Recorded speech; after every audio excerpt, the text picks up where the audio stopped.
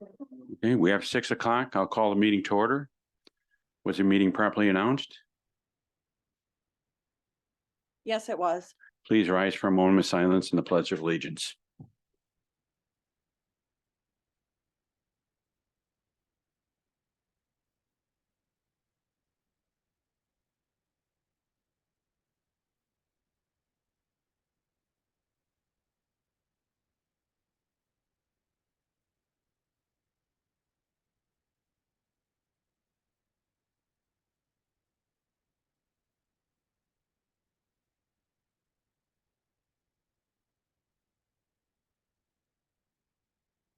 Roll call, please.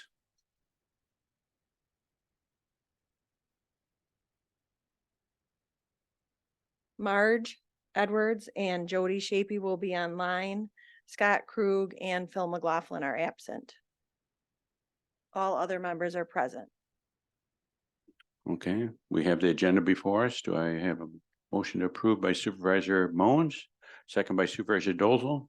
Any discussion or questions? Supervisor Pozdowski?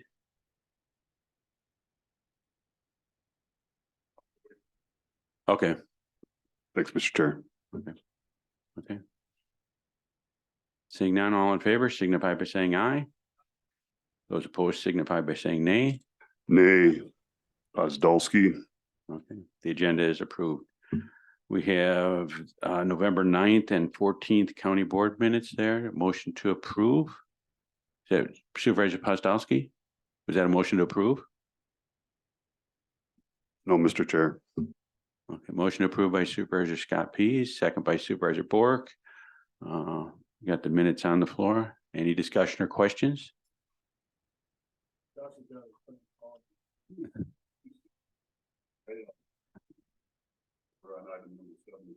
That is correct.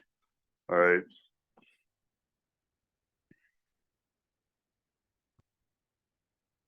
I'm going to make a motion to include the HHS minutes in this agenda. So I'm amending the agenda to include the HHS minutes in item 15.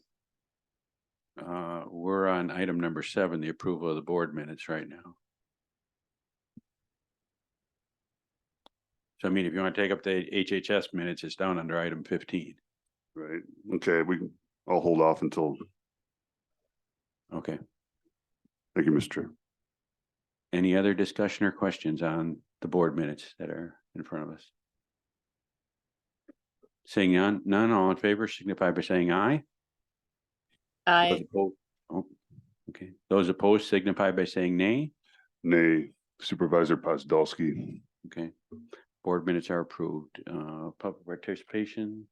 Is there anyone signed up? No. Okay. Clerk, please read announcement of meetings.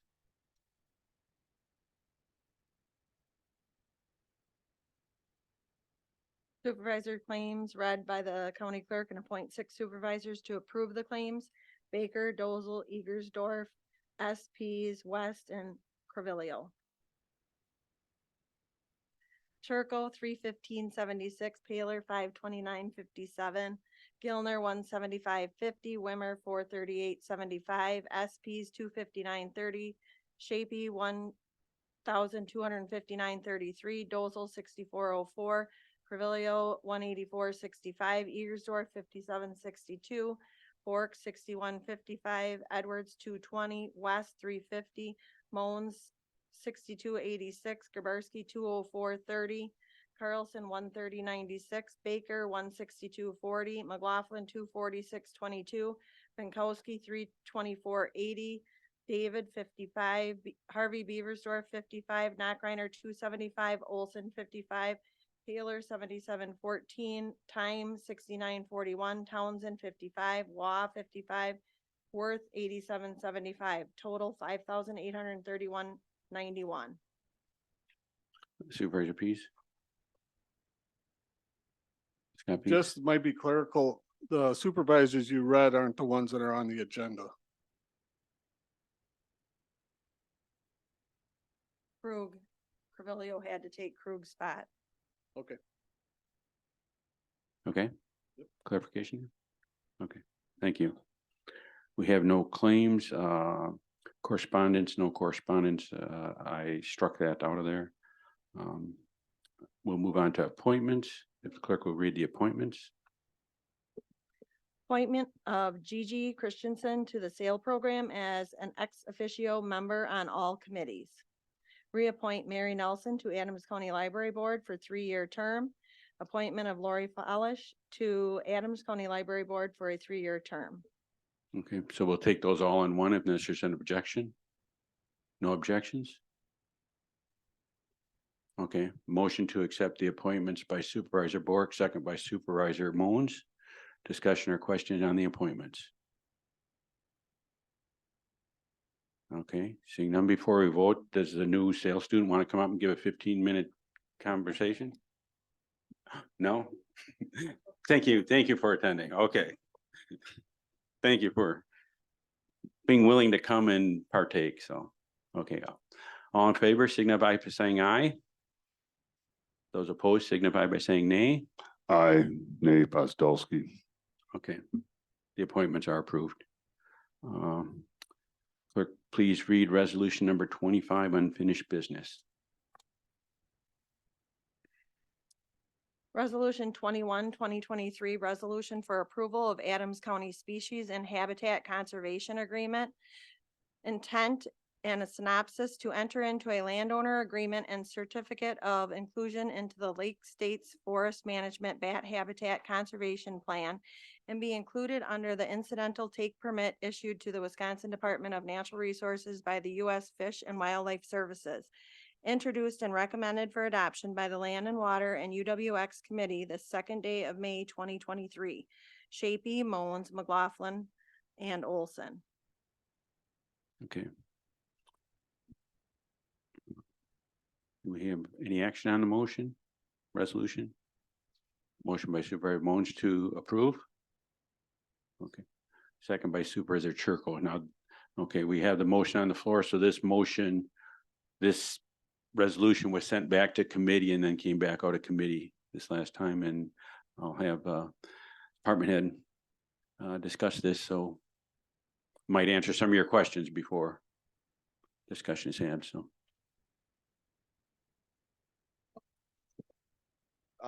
Thank you. So, as it was brought up, I believe back in March when it was originally to the county board, there was a number of questions that came out of county board. I wanted to address those before you guys voted.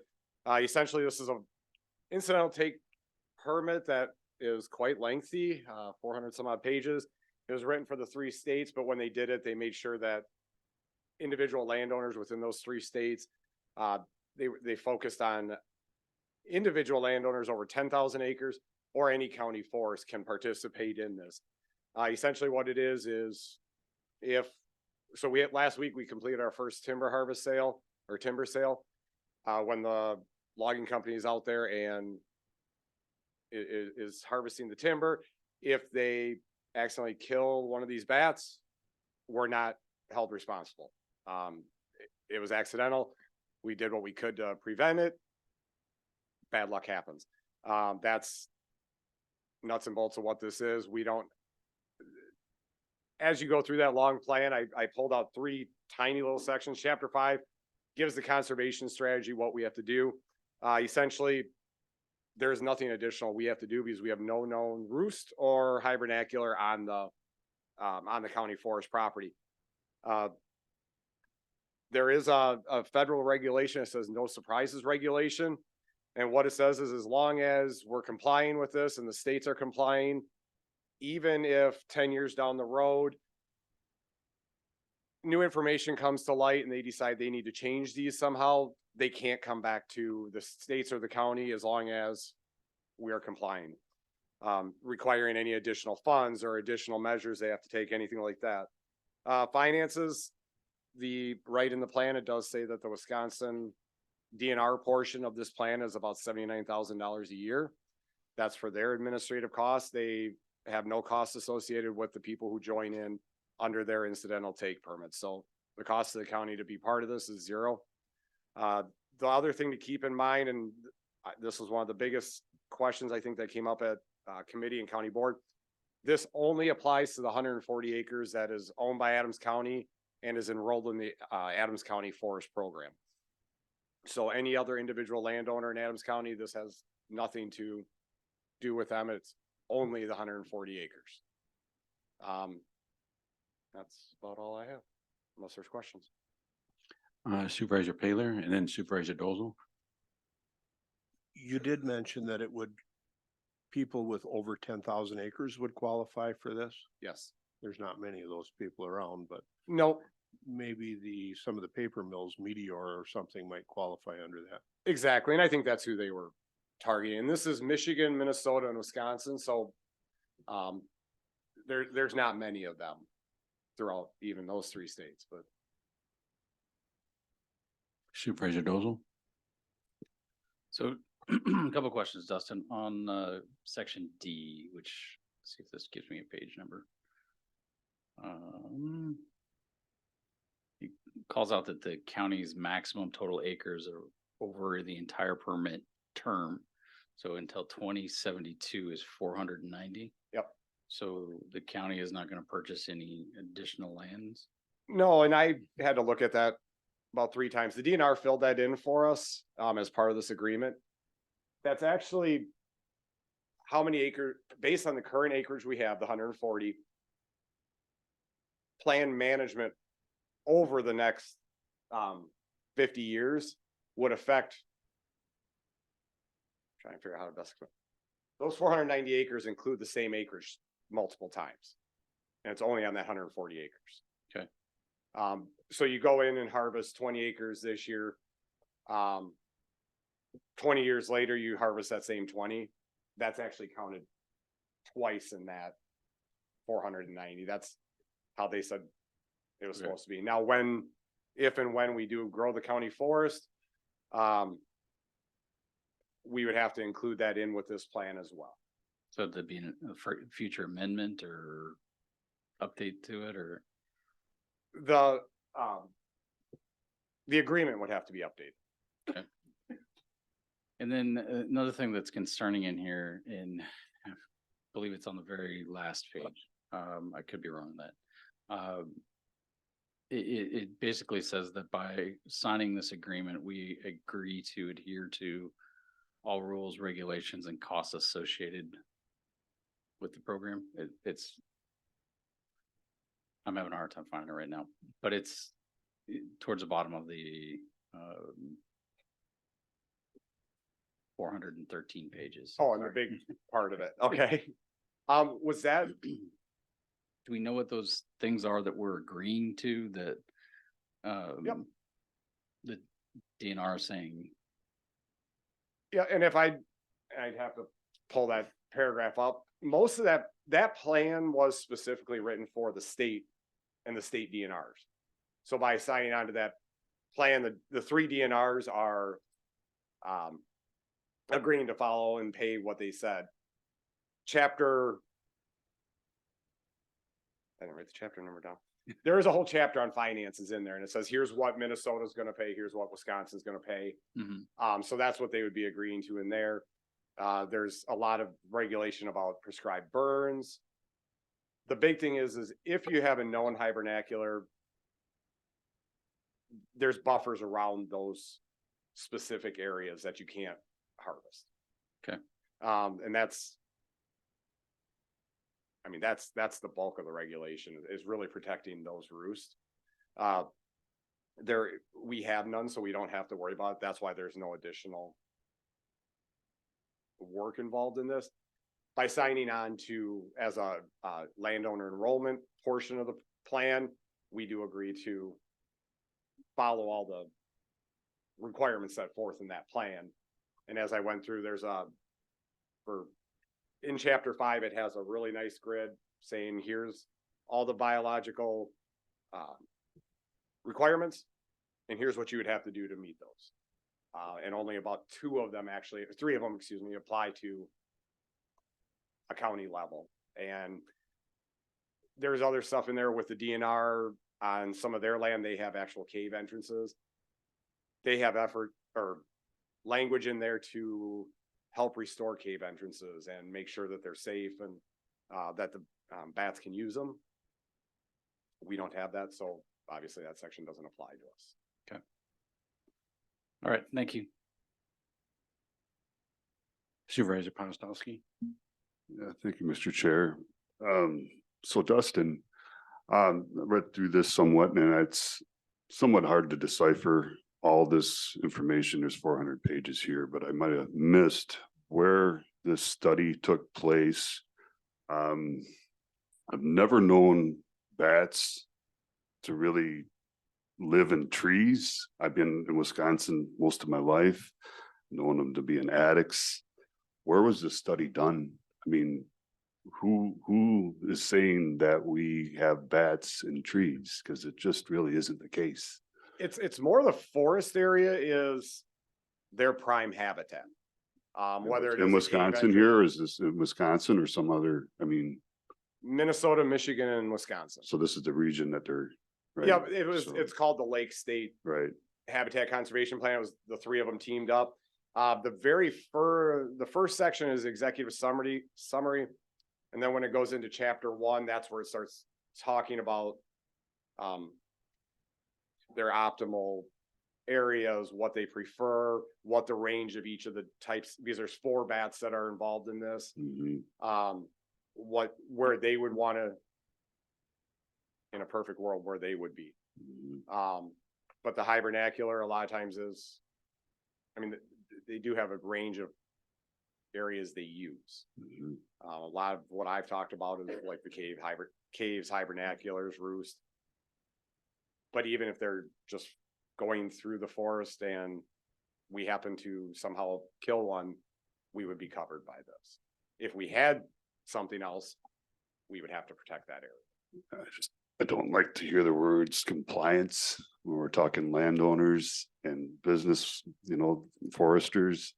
This could become a blockade in the future that would inhibit the forestry and what they do. I don't like what I'm seeing here, Dustin. And another thing, in your opinion, do you think we could have condensed this down to make it a little more? I mean, this is 400 pages here, Dustin. Don't you think we could have condensed this down to make it a little easier to cover this? We weren't part of the writing of it. That's the 3 states had to do it. Mhm, And they had to cover a wide variety of areas in those 3 states, and different methods. And they also had to talk about finances.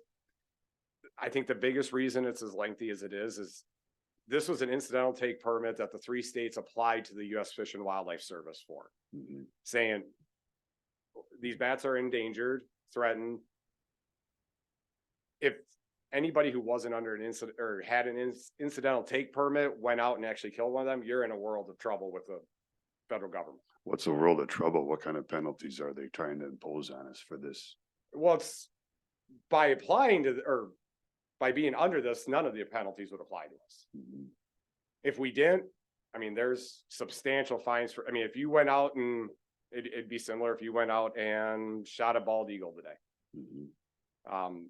If you can imagine what the penalties would be for that. No, I totally into conserving our species, the bald eagle, bats, I like them all. Wolves, you name it. Right, so it's more the penalty side of that. So what the plan essentially does is we're gonna do forestry. This only applies to forestry activities. And the plans were written for the state DNR lands. With the caveat that we could join in as well. Mhm, If we accidentally kill something that's endangered, we're covered as long as we said, hey, we did everything we could. We knew there was, let's just say we knew there was a cave there and we mhm, stayed 500 feet away, mhm, but we still accidentally killed one. They can't come back to us and say, we're fining you for Okay, that. So what this does is kind of an insurance policy as long as we're following the plan. And the DNR is providing a lot of assistance with that. And virtually none of it applies to us. mhm. so we don't have to do anything additional. And that's what I've been working with the DNR on, making sure we don't have to do anything additional. Mhm. Okay, I'm just really not sold on these bats living in these trees. I'm worried about what might be next. Are they gonna say we gotta look out for something when we mow hay or, you know, harvest corn?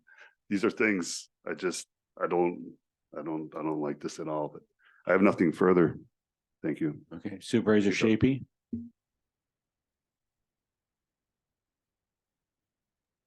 Thank you, Chair West. Sorry about that. There's all sorts of things going on my screen. Couple things. Dustin, I think it was Supervisor Dozell that mentioned that an amendment, if we increase the acreage in our county forest program, an amendment would need to be made. At the bottom of the resolution, it says, be it further resolved that the county forest administrator be authorized to sign the agreement and submit this document to the Wisconsin Department of Natural Resources. When is it, or who is it that will sign and authorize it? Again, should an amendment need to be made?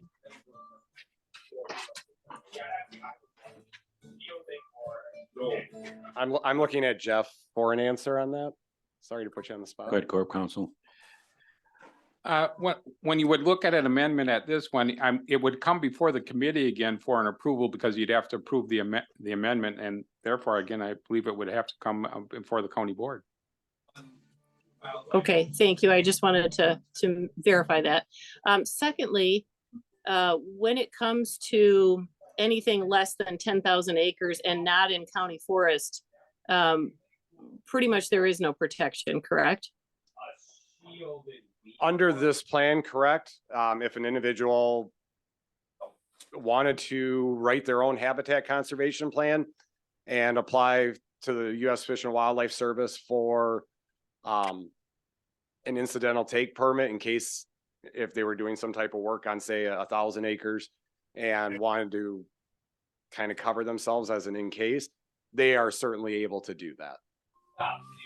Okay, so if someone's going to do a timber harvest and they want to make sure that they're doing the best that they can for the bat population, can they call the Land and Water Department and say, hey, I'm looking at this acreage. Do I have any risk of damaging a bat population? I would immediately refer them to the DNR because they couldn't be included in this. This is strictly the 140 acres. I'll be the first to admit I'm not a bat expert. I would refer them to the same people I've been working with at the DNR to kind of assess their risk if that's something the DNR does as an option.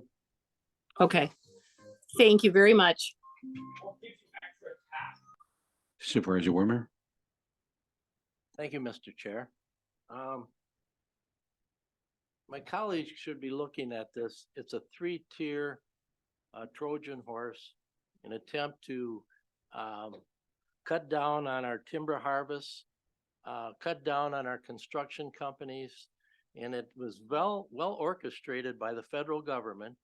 They gave it to the 3 lakes, and the 3 lakes gave it to each of the DNRs. And it all sounds well and good on the surface, but it's really, I could not figure, they cannot find hardly any bats that live in trees. And they said they haven't done enough research on that. But basically, this is nothing more than government control of our state and of our county. You know, they're going to say, well, if you kill a bat, we're going to come after you, by golly, we're going to get you.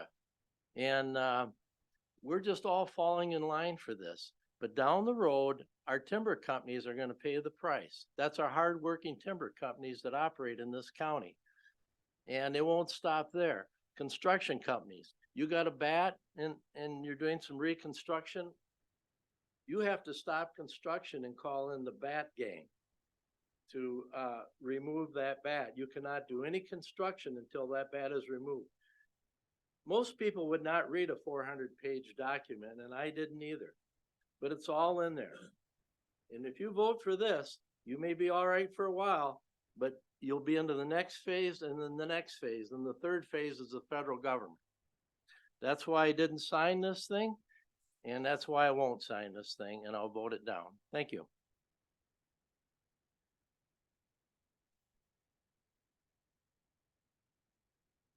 Okay, seeing no further discussion. Ready to vote? Please vote on resolution number 21.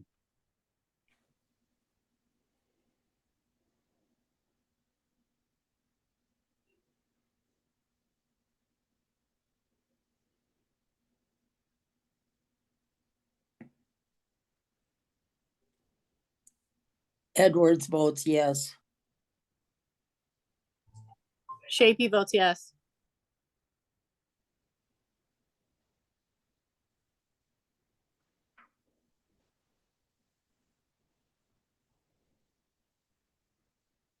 Total votes. 18. No, 19. 15 yes, 4 no. Wimmer, Podolsky, Dozel, Egersdorf. 3 Sale yes, 1 no, Egersdorf.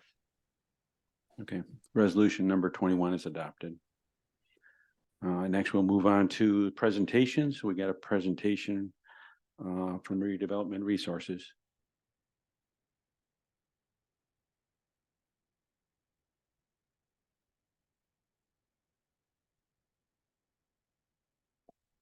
Good evening. My name is Kristen Fish Peterson, and I own and operate Redevelopment Resources, an economic and community development consulting firm based in Madison. I do want to say before I start, I've been involved in government since 2001, and I have never had participated in or listened to a discussion on the bat habitat. So thank you for that opportunity this evening. Our firm spent the last several months working with Derek Smith at Adams County Economic Development Corporation for creating their strategic plan. And I have a brief slide presentation about how that process went and the recommendations that we developed. The process that we followed, which is on the second slide, very high level overview. We usually, and did in this case, collect data from secondary sources, and we analyze that data. We did several community member interviews from various segments of the business and industry and service realm. We conducted a SWOT analysis, which I'll review at a very high level in a minute. Then we developed our strategies working with Derek and his team, and we finally presented our findings. We usually start with an overview of demographics, and I'm not including all of that here tonight, but I do want to show you some interesting things about your county that I'm sure you're all aware of. Maybe not though. Your population has stayed very steady over time and is projected to stay pretty steady into 2027. The interesting thing though is that household creation is going up. So even though your population is staying about the same, there are more households being formed. That can happen when adult children move out, form another household, population doesn't change, but there's a new household. Somebody passes away and they stay in the household, population may go down, maybe somebody moves in with them. It's just a moving around of households. But unless we dig in much deeper, the good news is your households number of households is going up, but your population is staying the same. On the next slide, we examined your labor force, and this is somewhat concerning that your population is staying the same, your household creation is going up, but your labor force is going down. So we have people moving to Adams County to retire.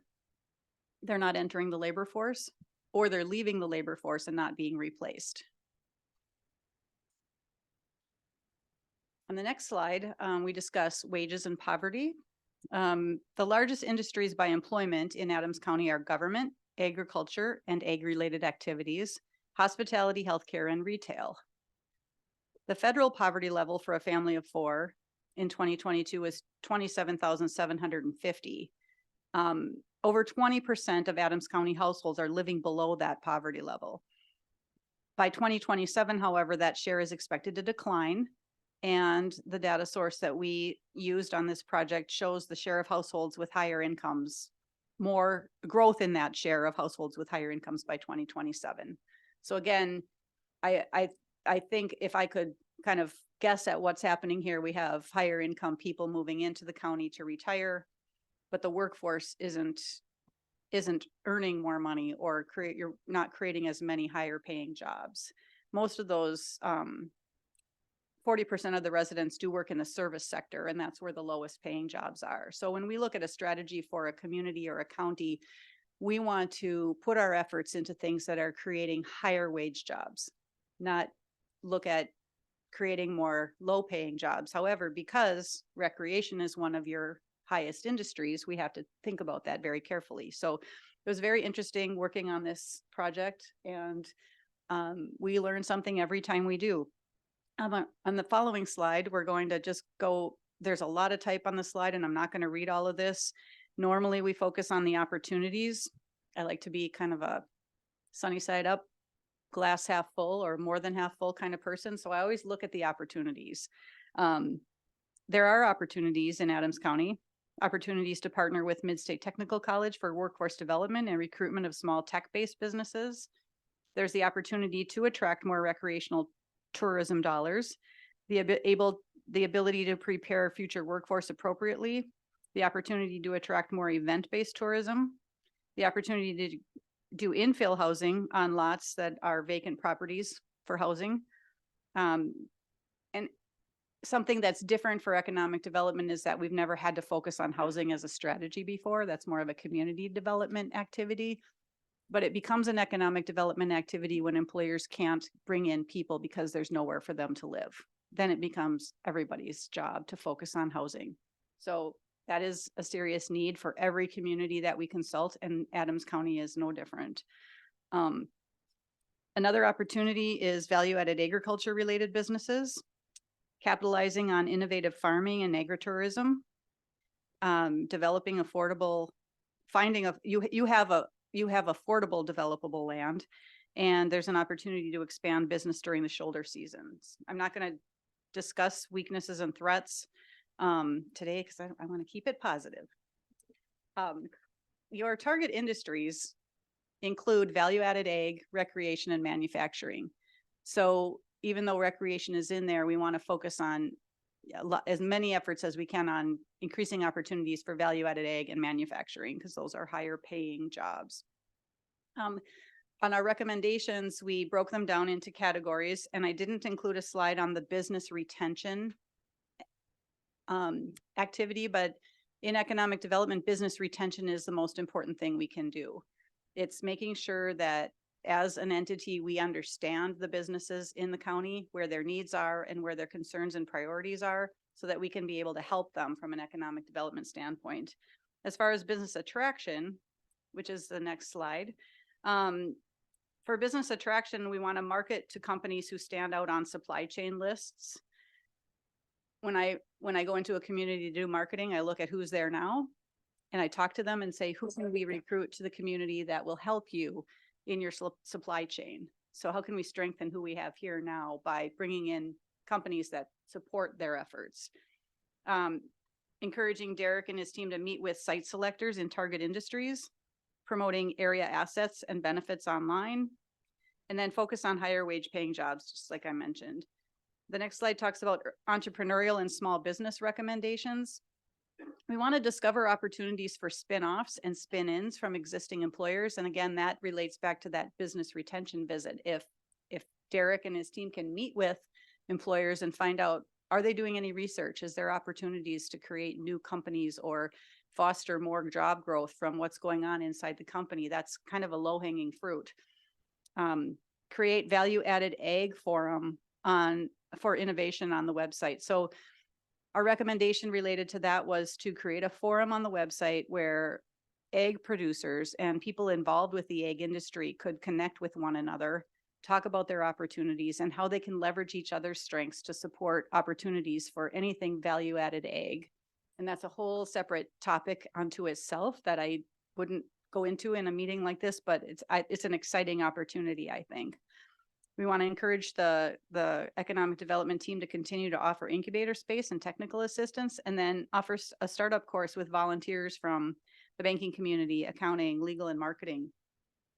Regarding workforce and talent attraction, we have a host of recommendations there.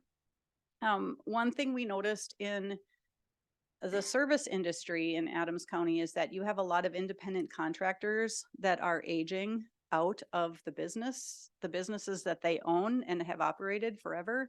And so if there's an opportunity to go into the high schools and create almost an apprenticeship or a mentorship program for these businesses to create a succession plan for themselves and bring some students in to help make sure that business is going to be able to continue to serve the needs of Adams County, that's an important retention and workforce opportunity. I think there's one more list of recommendations, and that's related to community development. And that would be talking about identifying and marketing land for residential development, staying in touch with local realtors to understand their inventory, identifying needs for housing from major employers and seasonal employees. Consider employer-assisted childcare cooperative. Childcare is a whole nother area of economic development that never used to be in our bucket of work. It used to be somewhere else, but because it affects employers and their ability to hire employees, it becomes our concern. Also, there is one opportunity that I'd love to have Adams County and the municipalities here bring in. The Wisconsin Economic Development Association offers a course called Economic Development 101 for local leaders. And it helps elected officials in cities, villages, and towns understand economic development, their role in it, and how they can coordinate and cooperate with each other. So bringing that course into the city of Adams, the village of Friendship, and any other municipalities who are interested would be, I think, a great idea. And then just to continue to beat the broadband drum is always important for access. And that is basically a very high level, quick summary of our work. Is that under 10 minutes? Yes. Questions? Supervisor Wimmer? Thank you. I'm gonna go back here to something that I saw. Okay. Largest industries by employment are government, agriculture, hospitality, healthcare, and retail. That's a dangerous, that's a red flag. Government should not be the largest employer of Adams County. They should be down near the end, and retail should be to the top. You know, it's true in retail, small businesses cannot pay what maybe manufacturers can pay, but they're always been considered entry-level jobs. They aren't meant to be done as a career. They're meant to learn the skills that you need to move on. So that's one reason in defense of employers, small business employers. But that's a dangerous precedence. In our agriculture, we don't employ a lot of people in Adams County in agriculture, really. I mean, not people that are citizens and taxpayers. Hospitality, healthcare, they're all important. They should be towards the head of the list. 27,750. The school district is in perpetual referendum. That costs people money. That means their wages go down. And when you have a lot of government, that also is a drag on consumers and people that are trying to make a living. Usually in smaller communities and smaller counties, rural counties, the government tends to be a large employer just because of the services that they provide. And we're not saying that it's a goal to have government be your largest employer, but it just happens to be that in Adams County. I understand. And then I just had one other question down on, I didn't want to go, I know you want to stay positive, but I'm down in the threats. That's a scary word. But I'm going down through there. Poverty is pervasive. Well, it's not, sometimes it's not poverty. Sometimes it's people just are making do with less. In Adams County, we have a great ability to do that. School district and existential crisis. Referendum, referendum, referendum, ad finum. Okay, can you give me an example of negative politics relationships? I can, and I think that comment came, a lot of these where we get information for the SWOT analysis from the interviews that we do. Because not, some of this shows up on the secondary data we can gather online and other sources, but when we talk to people, it appears that there has been a challenge working with some of the municipalities, elected officials, when it comes to attracting deals where there may be an opportunity to sell land or develop land, and there isn't a cooperation to do a deal necessarily. So I think that for whatever reason, we want to try to improve those relationships. For whatever reason, there aren't good relationships now with elected officials in municipalities. Not saying that they're all bad, but I think there are certain opportunities to improve those relationships. Okay, thank you.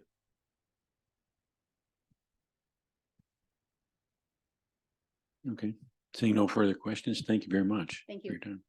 Chair West, could I ask a question? This is Oh. Jody Shapey. I had my hand up, sorry. Okay. Yes, go ahead, Supervisor Shapey. Kristen, I was just wondering, with the 27,750, what page are we on? Wages and poverty on page 5. How much did COVID affect that number? And is that why the decline is expected and the higher incomes are anticipated? That's a really good question, and I would have to look and see if we covered that in the full report. We just pulled out some, talking points to tell the story for this presentation. That was as of 2022 census data. And that's the federal poverty level. So, I can't give you a clear answer as how it relates to Adams County and how Adams County was affected by COVID off the top of my head. Is there any way you could provide that Sure. later on? Not now, but when you're back and you're looking at the full report. Yeah, she'll get it to Derek. It looked like Yeah. Derek's shaking his head up and down, so. Okay. Thank you very much. Nice You're welcome. presentation. Thank you. Okay, thank you. Next, we have Derek's report. That's fine.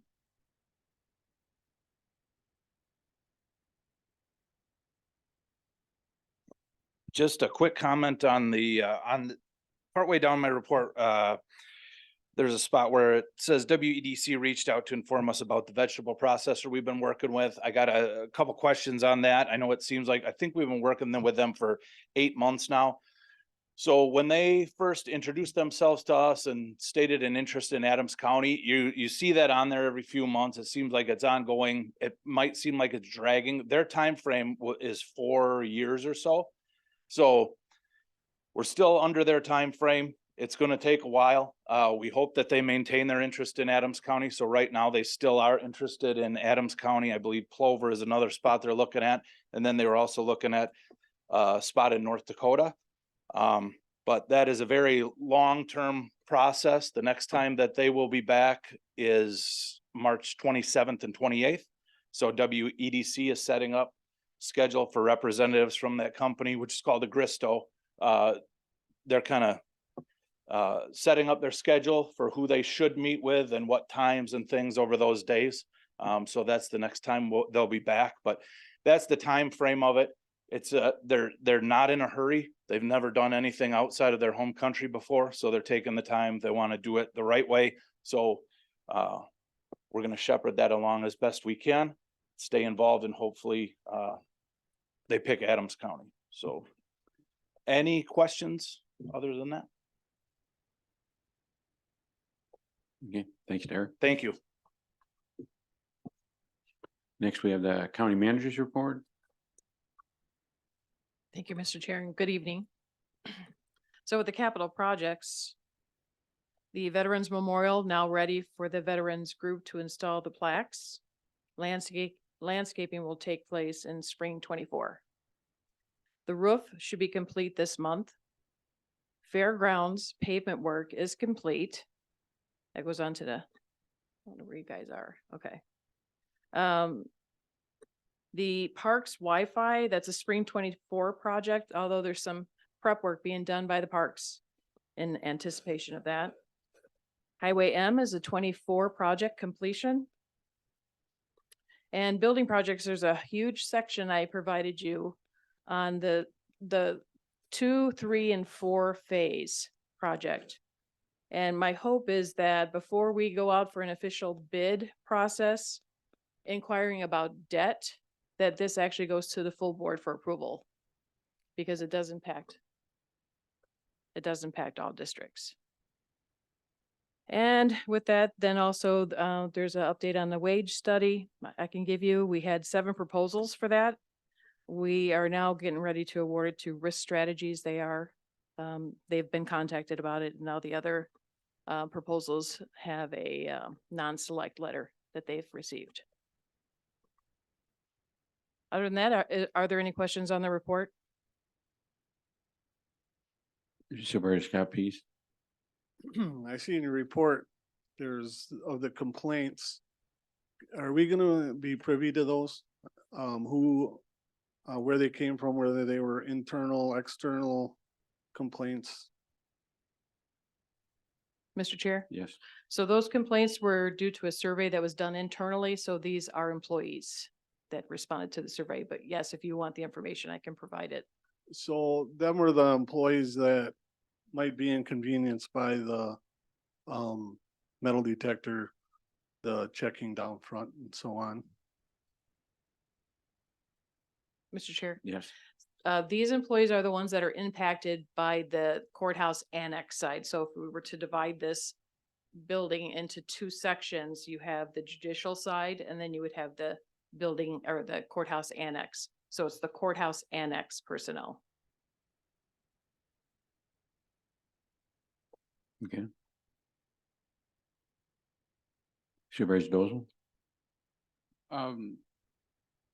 So under your point for the building project, point one, and just a simple question here, clerk's office 45, planning zoning 135. Is that how many visits per month or what does that number represent? Mr. Chair? Yes. So in that section, it'll say it's from October 4th through November 1st activity. So is that people who come to the window? Mr. Chair? Yes. Yes, those are actually people that came to the service counter. And then in part of this, I believe we're planning to open a daycare for county associates. When is that in this plan? Mr. Chair? Mhm. So the daycare would fall under the phase 4. That's the Health and Human Services. If you look at the bullet, I think the last bullet point of that section, phase 4, it says ready to go out for bid. It's within that section. And actually, that's the name of the project, Health and Human Services with Daycare. And when will we get the details on that program? Mr. Chair? Yes. I have a meeting here in January for the building committee. I always welcome everyone to attend that because that's where the information, that's where the detail information is being discussed. But in addition to that, any plans before we actually go out for bid and debt will go to the full board for approval. Does offering free daycare to county employees count as debt? Does that have to go to the board or is that something that you're able to do? Mr. Chair? Yes. At this point, it is a conceptual idea. So there's a lot to go in as far as considering a daycare. Is it 50%? Is it 100%? What's the age? I mean, there's a lot of consideration to take into effect here. Also, Health and Human Services already has considerations being made. I think there's also an agency outside of here that's also looking at daycare. So we're hoping to just get with the right people to make sure that this is a good decision. And it will be an employee benefit. It is for the employees first. My hope is that if this goes through and we have this daycare service, whatever the age is, you know, for the daycare, that it'll strike up a need. In other words, it'll be like a wait list. This wait list will be a great way to communicate to potential people who want to go into business in daycare to know that there's a need. It's already been proven there's a need because when you have a wait list for anything, it proves that there's a need in the area. So that might potentially drive some business to get developed here. But this is the big picture idea. Yes. Just one last question. Will it require full board approval to offer free daycare to the county employees? Mr. Chair? Yes. Yes, that is the intent, is that the full board will weigh in on this project. Thank you. That's all I wanted.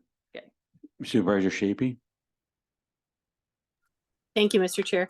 County Manager Hager, could you do me a favor? I don't know if anyone finds this to be helpful, but on the top of your report, the county personnel mentioned in the report, could you do it in last name order and groupings by department?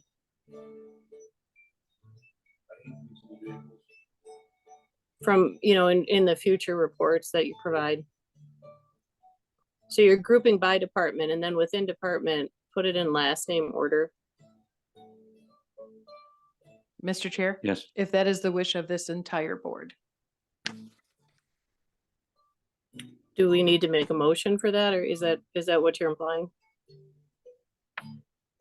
And we can try it and see what it looks like. So, Okay, thank you. It's Okay. just hard to see the different people that are in these different groups and what departments they're in. Not difficult, it's just, it takes time. So, under the wage study task group, with Charlie Coon's departure, who's taking his place? Mr. Chair? yes. There's going to be a discussion tomorrow at Solid Waste where there's the director interim is going to be a consideration. How were the wage study task groups, fiscal policy task group, and personal manual task group developed? Or chosen, maybe is a better word.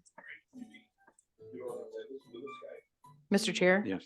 So all of these task groups were groups that I helped to formulate. And your basis for the formulation? I hope that the second paragraph in those sections describes it. I'm not sure it does, but, okay, so ROD, outsourcing amount versus purchase dollar of the scanner. Could you tell us the dollar amounts?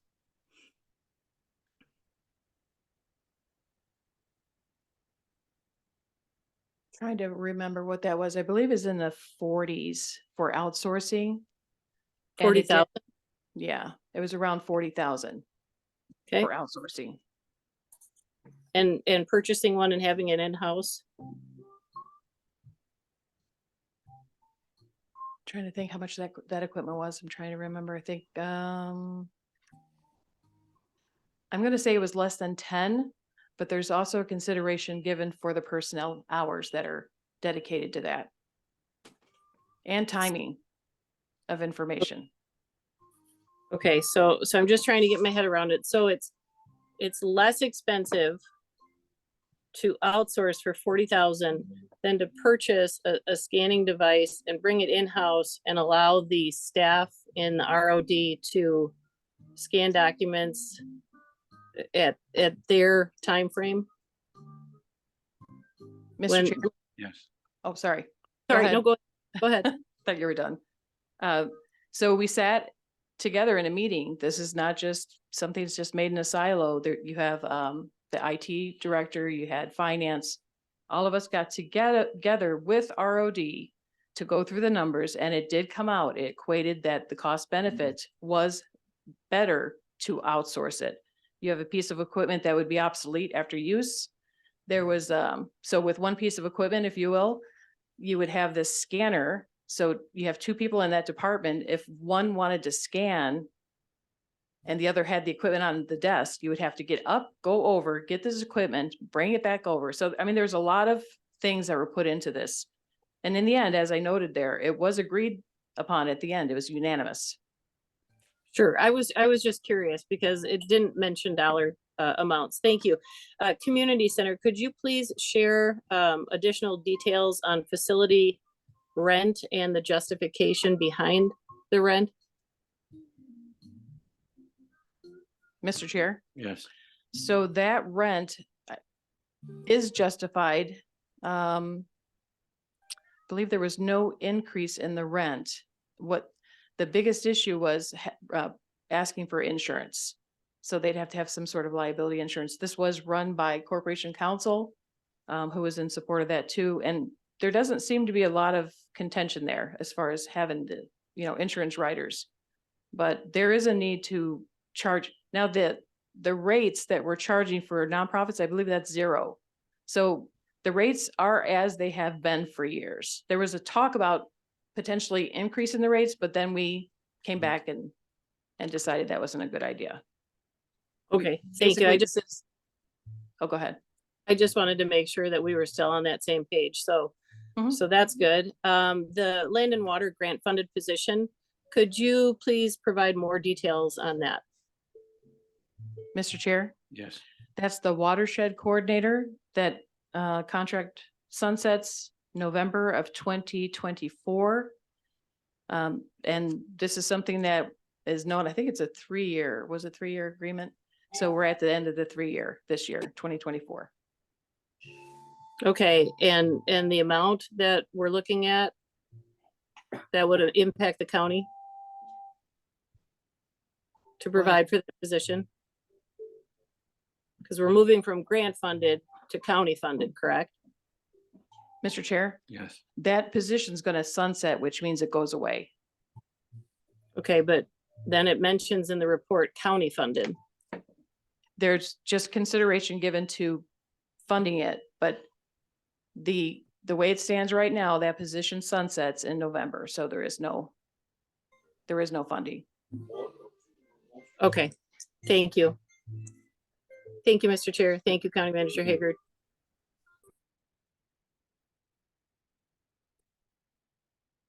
Yes.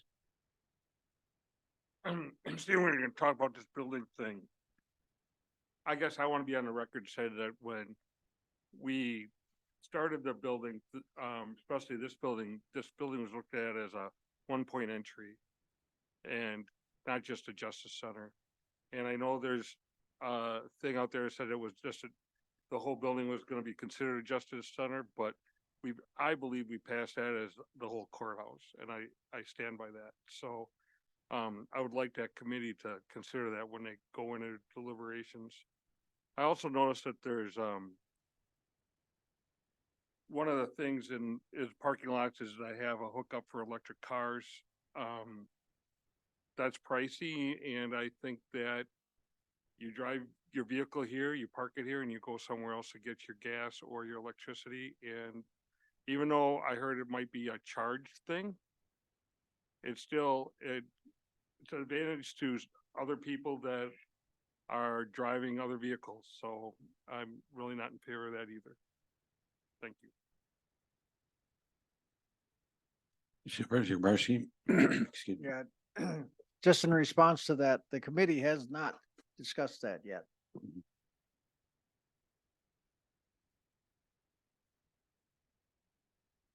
Okay. Seeing nothing further, we'll go on to committee minutes. Supervisor Pozdolski. Thank you, Mr. Chair. I have a question on the aging advisory minutes. And my question is for whoever is available, please take my question. Okay.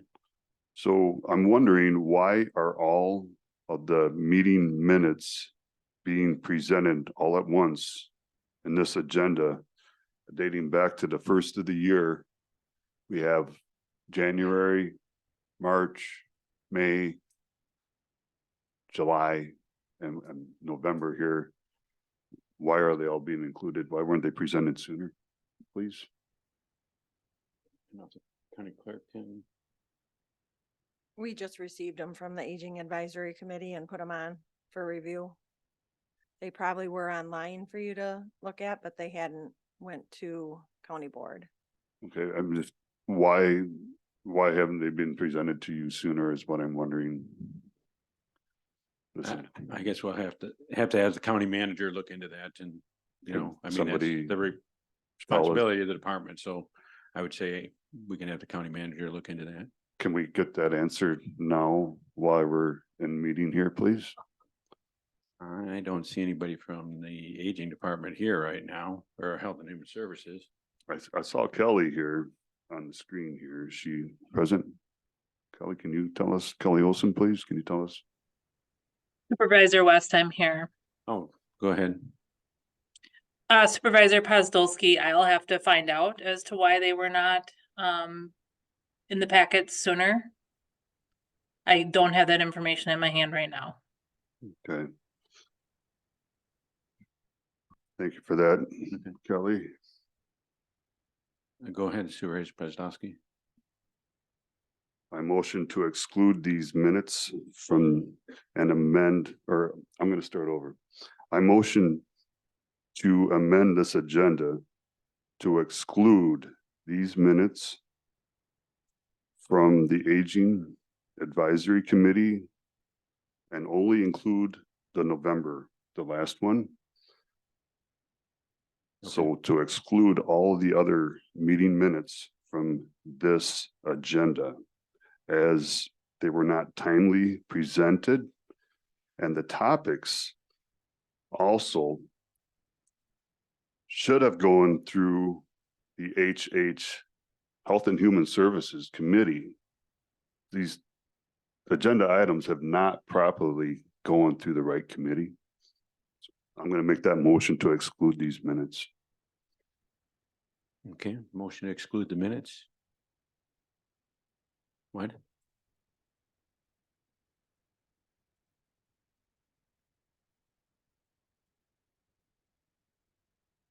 Okay, I don't see a second on that, so the motion dies for failure of a second. So Supervisor Pozdowski? Another question. These are in the minutes of Aging Advisory on May 31st. So I'm looking at the dementia care specialist. And my question is, what's the I&A position? And why is Sarah P. no longer willing to split the resource and dementia care specialist position? Also, is this a full-time position, and what is the annual pay, please? Director Olson, please. I don't have the annual pay in front of me. What I can tell you is the dementia care specialist was a position that was required in the last state budget. The state required every county to have a dementia care specialist, a part-time position minimum. Each county received $40,000 for that position. When we received those funds, we combined the dementia care specialist responsibilities, or the dementia care responsibilities, into the information and assistance specialist position, and then created a half-time position that took on some of the responsibilities that Sarah had previously had. Unfortunately, it just wasn't manageable the way that we tried to do that. The individual that we had in the part-time position ended up leaving that role. And when she left that role, we reevaluated what would work best with the department. And that is how the dementia care specialist position was pulled out of those I&A responsibilities. Okay, does that pay, the annual pay, stay the same at 40,000, or has that been adjusted? The annual pay, we received $40,000, but the part-time position does not cost that much money for the dementia care. So the remainder of those funds go to support dementia care work that's being done by the dementia care specialist. What would be the annual pay for that position then? For that part-time? If you give me just a few seconds, I'll try to pull it up on the county intranet. Okay, I appreciate that, Kelly. And while she's looking that up, let's see. Well, I guess my next question is for Kelly, so I guess I'm gonna have to wait till we get that, please. Still working on it. Okay.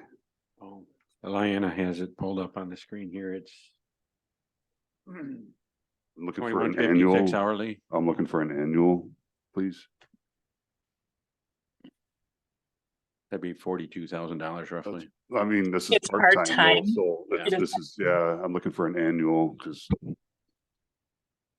So roughly 1,040 hours.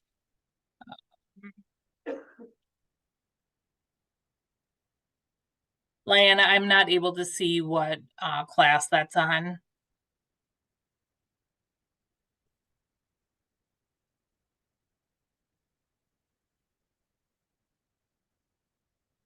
We're supposed to have 2156. Okay.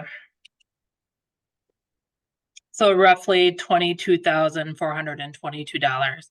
And then there's a slight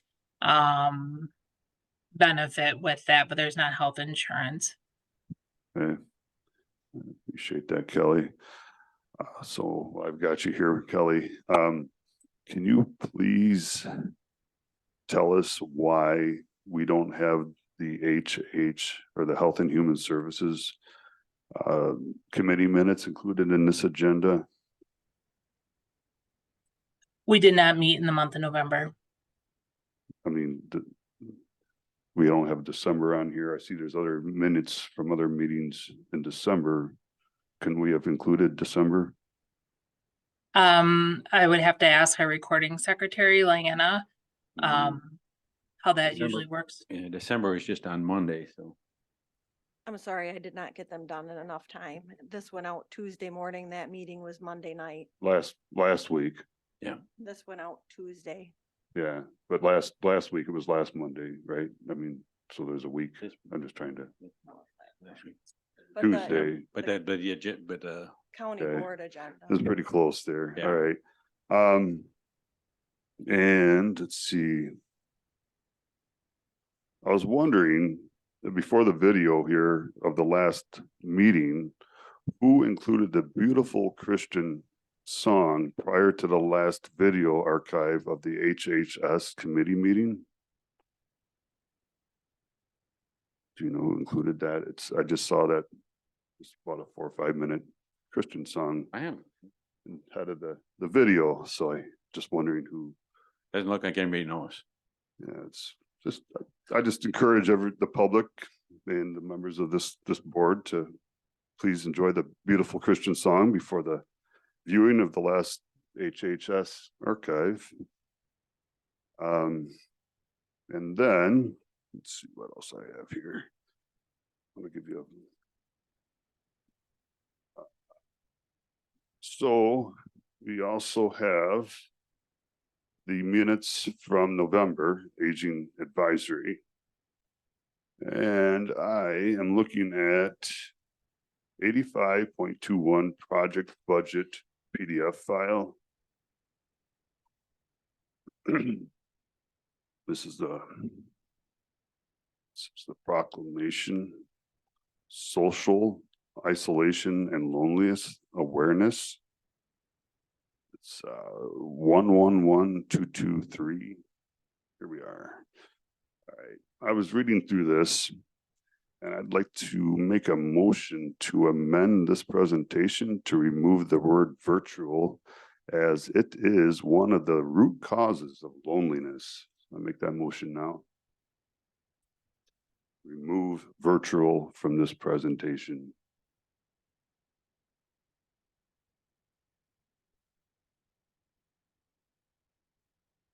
This is made by Governor Evers. Yes, I'm aware of that. Looking for a second. Okay, there's no second, so that motion fails. Okay. Mr. Chair, can we move on? Supervisor Pozdowski, I have one more motion, then we'll be able to move on here, Bob. So I motion that the HHS budget is brought back before the full board for review and approval, as the HHS Health and Human Services Committee meetings were canceled prior to the county board budget hearing, not allowing committee members to discuss Supervisor prior to the Pozdowski, so budget.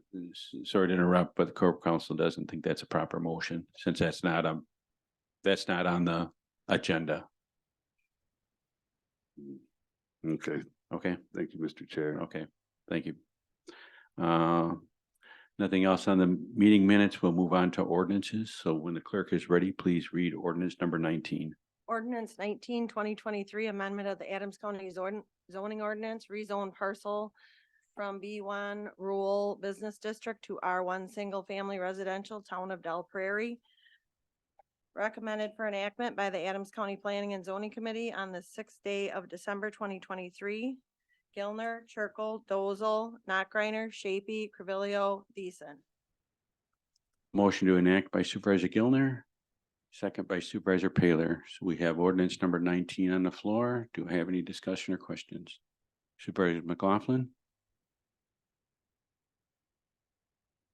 Please use your microphone. We have people online, please. Sorry. Do the people proposing the zoning change, I notice it's like just a smidge over 3 acres. And it's going to R1, which I believe is 20,000 square foot minimum for a residential lot size. Did they mention creating more lots or anything?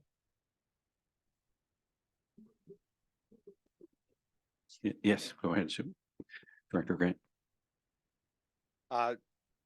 During the meeting, they didn't, it was brought up by a neighbor that suggested they didn't want them to, or they were against them dividing it further. But that hasn't been expressed to me that that's their intention. I was curious because it said it's 3 acres and R1 lots only need to be 20,000 square feet. So there's room for expansion if they wanted to have a small subdivision. Supervisor Baker. Thank you, Mr. Chairman. There's only 3 signatures of committee members on this resolution or ordinance. Did the other 3 that aren't on the signature page all in approval of this ordinance? We have Supervisor Gilner, Supervisor Chirko, Supervisor Dozels, Carvillios, and Randy Thiessen's on there. The only one. Yeah, and maybe that needs one signature to get on the board, so. Okay, you're welcome. Any other questions on ordinance number 19? Seeing none, please vote.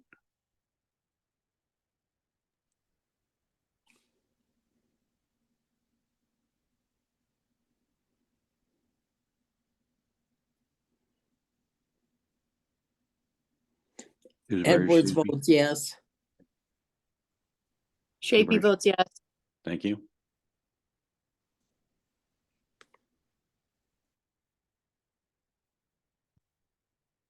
Total votes 19 yes, 4 sale yes. Okay. Ordinance number 19 is enacted. When the clerk is ready, we'll move on to resolution number 36. Resolution 36, 2023 to approve Adams County 2024 through 2028 Comprehensive Recreational Plan. Introduced and recommended for adoption by the Adams County Property Recreation Committee this 13th day of November 2023. Paler, Baker, and Gilner. Motion to adopt by Supervisor Paler, second by Supervisor Gilner. So we have resolution number 36 on the floor. Discussion or questions? Supervisor Dozel? There's 2 supervisors that didn't sign this, Mr. Wimmer and Pozdolski. Did they vote no on that, or is that an oversight? Yes. They voted no. Yeah, Supervisor Dozel? That's just a follow-up question on this. Okay. In here, there is funds that are allocated for certain building projects related to the parks. Is that just estimates, or are we committing to those expenditures? Okay. With this agreement? Go ahead. One of the parks managers, Manager King's gonna. He must have got the short straw. Good evening, everyone. I'm here to answer some of your questions, I guess, on the program. So to answer your question directly, this is not committing to anything. So the state and we do have a current outdoor recreation plan that it expires here in a couple of weeks at the end of the year. So, and the DNR does request that the counties review these plans every 5 years and by resolution adopted to the county.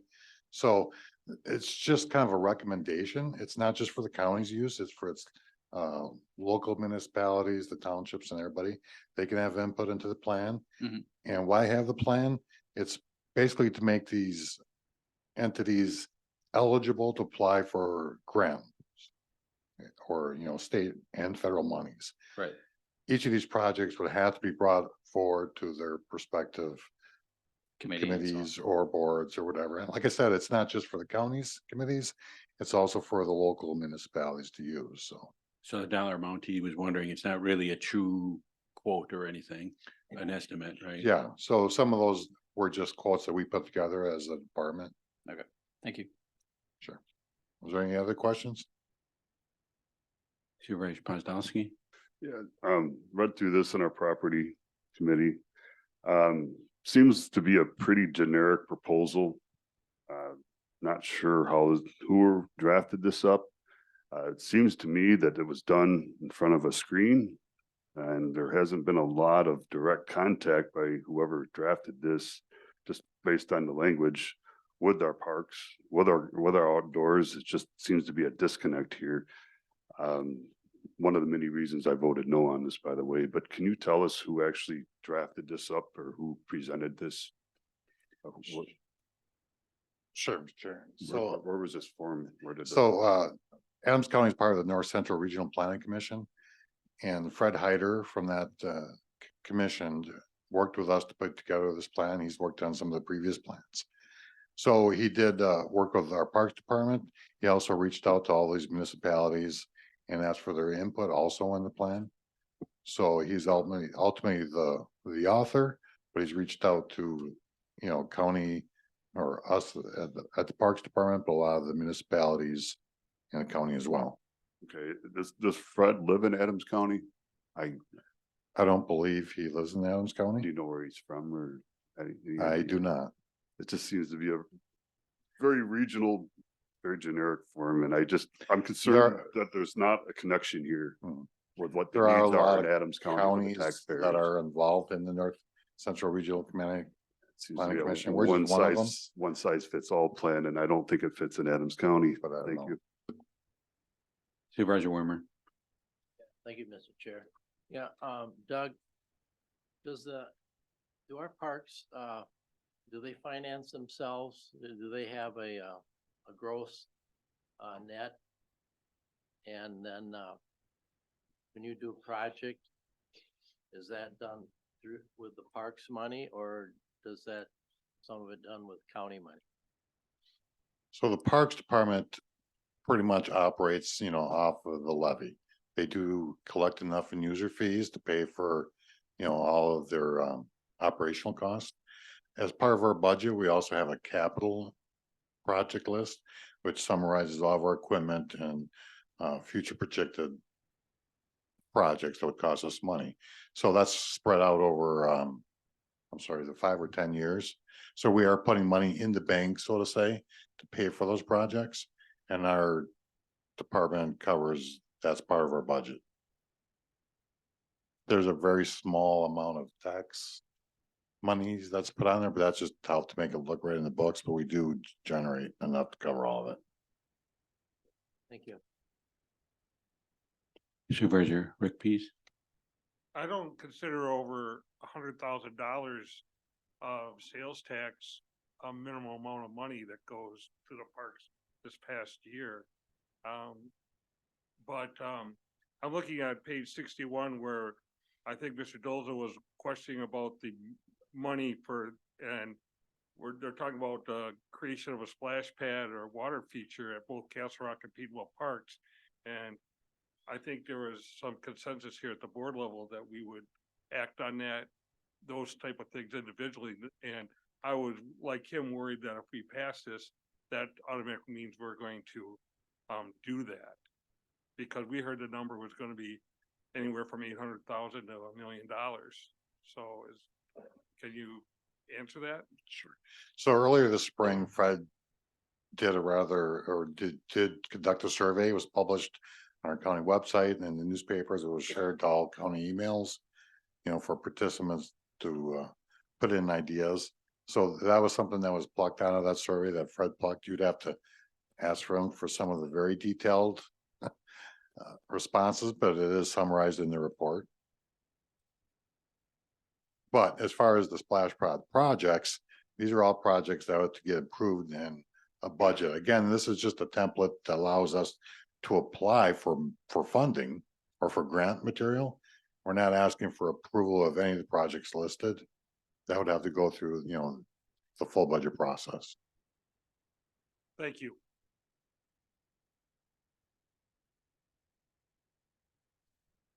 Any other questions? Doesn't look that way. Seeing no further questions, please vote on resolution number 36.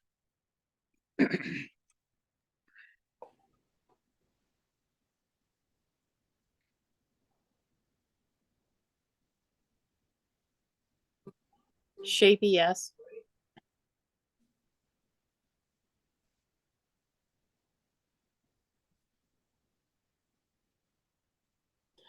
Edwards, yes. Total votes 19, 17 yes, 2 no, Wimmer and Podolsky, and all 4 Sale, yes. Okay. Resolution number 36 is adopted.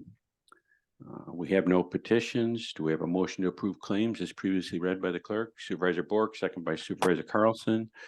Any discussion? Seeing none, all in favor signify by saying aye. Those opposed signify by saying nay. Claims are approved. Clerk, please read per diem and mileage.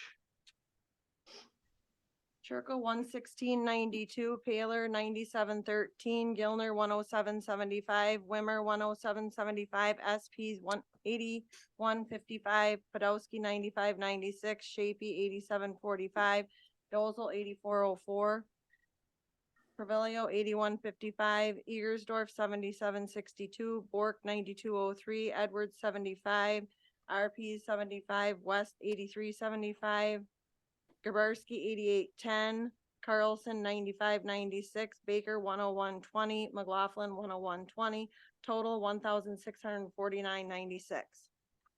Do I have a motion to approve by Supervisor Mons?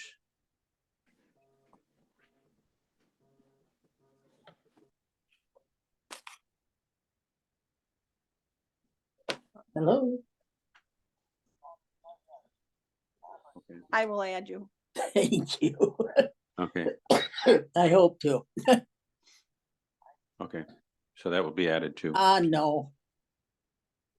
What? You're not going to approve the resolution, Oh, Marge? that's- That was a nay?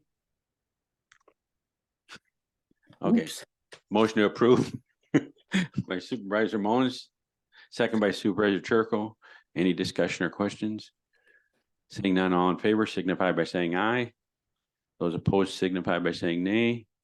Per diem and mileage are approved. Motion for the county clerk to correct any and all errors and read back at the next meeting if so requested. Second by Supervisor Paler. All in favor signify by saying aye. Those opposed signify by saying nay.